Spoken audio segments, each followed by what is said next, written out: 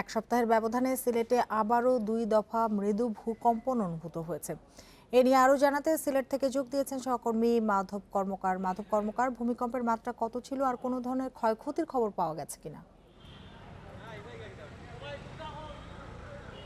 এখন পর্যন্ত আমরা কোনো ধরনের ক্ষয়ক্ষতির খবর পাইনি। কিছুক্ষণ আগে সিলেটের স্থানীয় যিনি আবহাওয়াবিদ সাইদ আহমেদ চৌধুরী, তিনি আমাদেরকে যেটি জানিয়েছেন, এই ভূমিকম্পটির মাত্রা ছিল ৩.৮। ঢাকা থেকে ১৮৮ কিলোমিটার নর্থ ইস্ট অর্থাৎ সিলেট রিজনে এই ভূমিকম্পের উৎপত্তিস্থল বলে জানিয়েছেন আমাদের আবহাওয়াবিদ।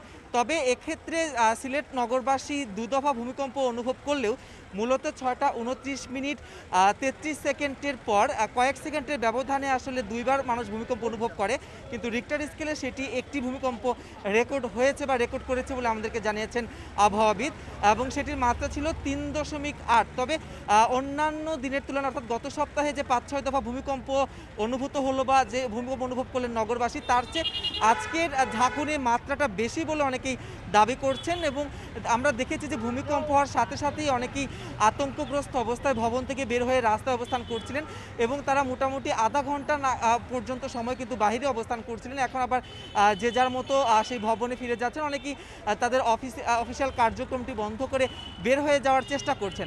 যেমনটি বলছিলাম, গত সপ্তাহের ২৯ এবং ৩০ মে ৫ দফা ভূমিকম্পের পর সিলেটের সিটি কর্পোরেশন কর্তৃপক্ষ এবং বিশেষজ্ঞ টিম কিন্তু বলেছিল যে এ ধরনের কয়েক দফা মৃদু ভূকম্পনের ১ সপ্তাহ বা ১০ দিনের মধ্যে বড় একটি ভূকম্পন হওয়ার আশঙ্কা থেকে যায়। সেজন্য নগরবাসীকে ১০ দিন নিরাপত্তা ভাবে বসবাস করার জন্য বলা হয়েছিল। এবং আমরা যেটি দেখতে পেলাম যে গত সপ্তাহের পর আজকে প্রথম ভূমিকম্প থেকে যদি আমরা হিসাব করি, আজকে ১০ দিনের মধ্যেই কিন্তু আবার ২ দফা ভূমিকম্প অনুভূত হলো। তো সেক্ষেত্রে নগরবাসীর মধ্যে কিন্তু আতঙ্ক আরও বেড়েই চলেছে।